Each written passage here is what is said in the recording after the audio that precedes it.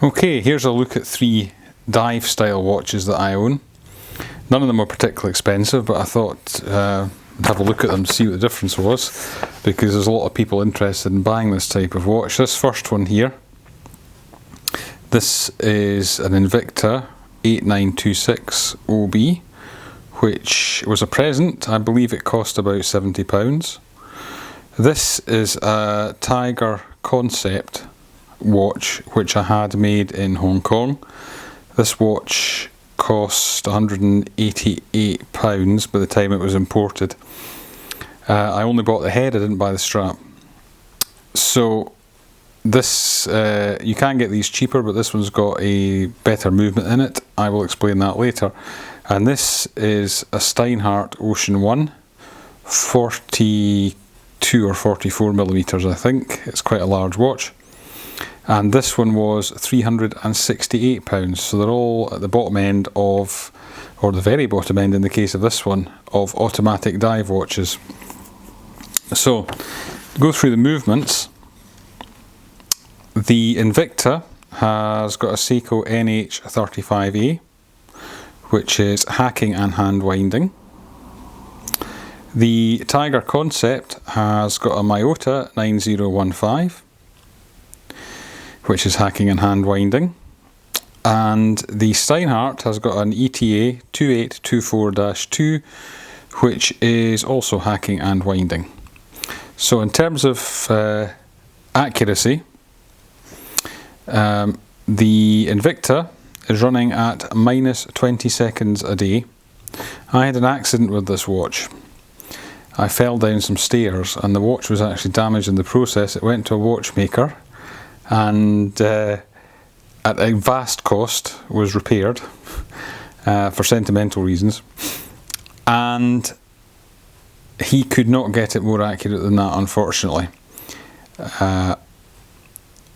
This one here, this movement runs at 21,600 beats a minute, so you can see that the second hand is not as smooth on this one as on either of the 2 others.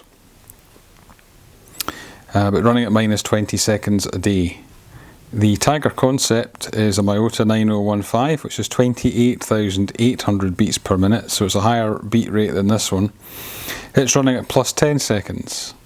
And the Steinhardt, which is also 28,800 beats a minute, is running at plus 15. So in terms of accuracy, the Tiger Concept wins. In terms of the faces, it's not very clear here, but this is a flat mineral glass that's on there. This one has got a domed crystal, I believe, but it's not got a non-reflective coating on it, which is why I'll see quite a lot of reflection on it. And this is a flat sapphire crystal face on the front there.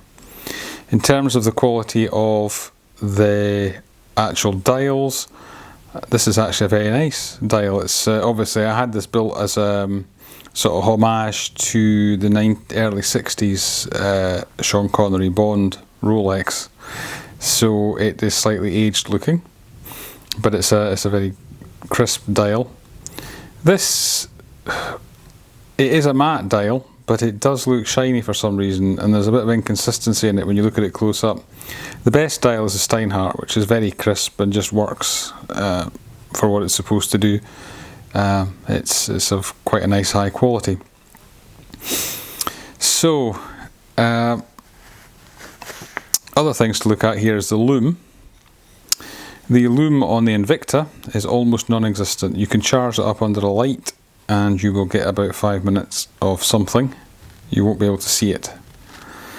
This charges up very quickly, and it's relatively bright. It's almost as bright as a Steinhardt. It doesn't last as long as the Steinhardt. I was actually quite surprised that the Loom was as good as it is on this. The hands are not as good as the actual dial. Steinhardt has got a Loom that runs for about, readable for about 5 or 6 hours after it's charged up. However, these are not going to charge up if you have them under a shirt cuff, so it's a bit of a moot point. If you're wearing them on a t-shirt in a bright country, on a sunny day or in a bright country, then this may become usable. None of them are particularly usable, really. In terms of size, overall size, Tiger Concept is 38.5 millimeters. This is a 40, and I think this is a 42. So this is the smallest and this is the largest. If I had to sum up which of them I prefer, in terms of accuracy, the Tiger Concept wins absolutely hands down. It's the most accurate of these three watches. In terms of finish, the Steinhardt is the best made and best finished of them all. Wearability, the Steinhardt sits on the wrist much better. This has actually got quite a large dome on the back of it, a bit like some of the Rolex watches, and the Steinhardt sits much more easily on the wrist, or on my wrist anyway. In terms of toughness, well, because it's been in an accident and survived it, it has to be the Invicta. It's a very tough watch in my experience. What it lacks though, it doesn't have very good shock absorbers, as I discovered. This one has uprated shock absorbers. I believe the Steinhardt have done something with the standard shock absorbers to make them better. One interesting thing is depth ratings. This I think is 1,000 feet allegedly, and I understand that it would be okay for swimming.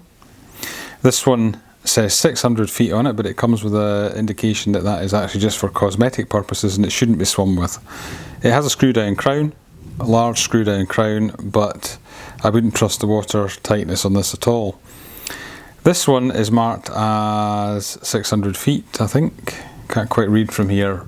I didn't have any faith in that, but when it was fixed, the watchmaker offered to pressure test it for me. He put new seals in.